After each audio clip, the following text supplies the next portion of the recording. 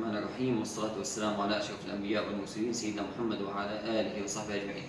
حياكم الله أبناء الطلاب في تجربتنا اليوم اللي بتتكلم عن موضوع شدة الصوت، وحيث أننا درسنا سابقا أن شدة الصوت تعتمد على سعة الموجة. فتجربتنا اليوم إن شاء الله الهدف منها حنستنتج العلاقة بين سعة اهتزاز الوتر وشدة الصوت الناتج عنه.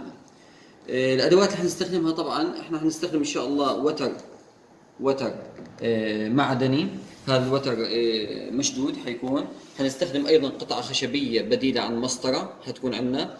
حنستخدم ايضا مستشعر صوت الكتروني عباره عن تطبيق على الهاتف لقياس شده الصوت الناتج عن هذا الوتر عند ضربه بلطف وعند ضربه بقوه، او تحريكه بلطف او تحريكه بقوه. بدايه احنا نشد الوتر اللي امامنا، نخلي الصورة من ناحيتكم ونشد الوتر اللي أمامنا بهذا الشكل.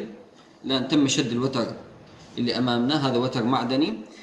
ثم بعد ذلك أدخلنا المسطرة إلى أسفل الوتر حتى يكون مشدود ومرتفع عن القطعة الخشبية اللي أمامنا. ثم نثبت المستشعر زي ما قلنا هو عبارة عن تطبيق على الجوال. هذا التطبيق بقيس لي شدة الصوت بالديسيبل، شدة الصوت بالديسيبل.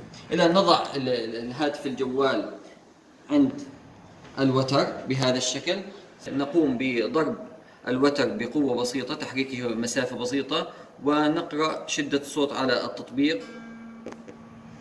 أعطاني الشدة 9.4 ديسيبل.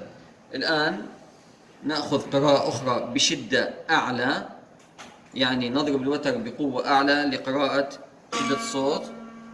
أعطاني، لاحظ عزيزي الطالب أنه أعطاني 20.3 ديسيبل. إذا هنا نستنتج معا يا أبناء الطلاب أنه كلما زادت المسافة التي يتحركها الوتر تزيد شدة الصوت، وكلما قلت المسافة التي يتحركها الوتر ذهابا وإيابا تقل شدة الصوت. وجزاكم الله خيرا وبارك الله فيكم ودمتم بحفظ الله.